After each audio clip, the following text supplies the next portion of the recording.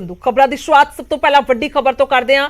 सिद्धू मूसेवाला कतलकांड के नाल जुड़ी हुई वड्डी खबर इस वेले दी सामने आ रही है। मोहाली दे नाल जुड़ी हुई वड्डी खबर है। सिद्धू मूसेवाला कतलकांड दे विच दस्सिए कि मोहाली दे विच रेड हुई है।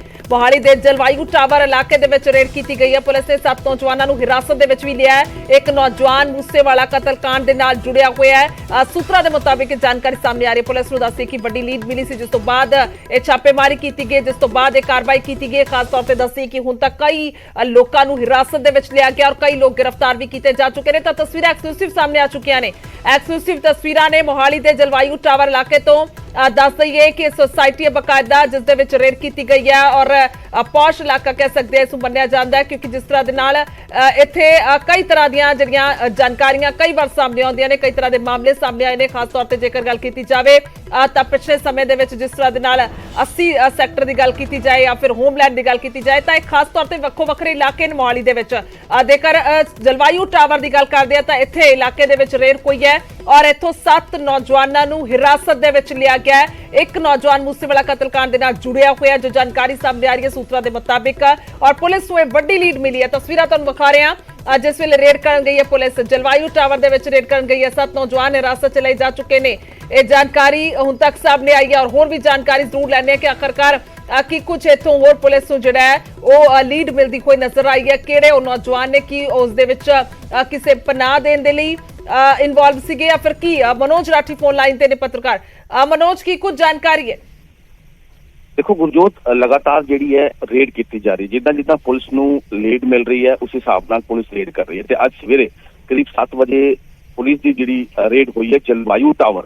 ये वही जलवायु टावर है जिथे पहला भी जिहड़ा हैगा विक्की मिट्टू खेड़ा दे जिहड़े शार्प शूटर आके रुके सी, उन्होंने पड़े कराए सी। ते जलवायु टावर च पहला भी कई इस तरह के जिहड़े शक्की इस तरह के जिहड़े वारदात नूं अंजाम देके लुकदे सी, उत्थे ये जलवायु टावर आ सवेरे रेड की गई है। डिस्ट्रिक्ट ऑपरेशन ते मोहाली पुलिस ने ये रेड की है, जिहदे विच मोहाली ते जिहड़े DSP बराड़ ने विक्रमजीत सिंह बराड़ वो भी मौजूद सीगे।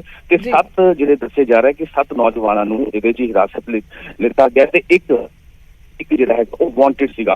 हालांकि ये भी जिहड़े सोर्सेस सानू दस रहे हैं कि ये सारी जिहड़ी रेड है ये सिद्धू मूसेवाले दे कतल मामले नूं लैके लगातार की जा रही है। ते कह सकते हैं कि पुलिस नूं एक बड़ी लीड सीगी, जिस तो बाद ये जिहड़े 7 नौजवान है उन्होंने हिरासत च लिता है। एक वांटेड दस्या जा रहा है ते हुण ये वांटेड कौन है इसका खुलासा थोड़ी देर तक जिहड़ा हैगा वो किया जाएगा। लेकिन एक पुलिस भी कह सकते हैं कि एक बड़ी सफलता जी है ये हासिल हुई है, जिस तो बाद पुलिस ने पूरा जो जलवायु टावर है वो पूरा सील करने तो बाद उस तो बाद जो है ऑपरेशन किया, जिसमें 7 मुंडियां नूं जो है हिरासत च लिया।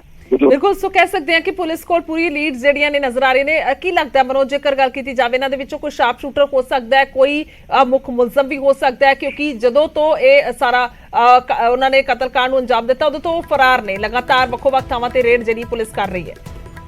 देखो ये बिल्कुल, क्योंकि जी पुलिस सोर्सेस सानू दस रहे हैं कि ये जो शार्प शूटर भी हो सकता है या फिर जिन्होंने इन्हां दी इन्वॉल्वमेंट है वो भी हो सकते हैं। हालांकि हजे इसकी पुष्टि नहीं की गई है।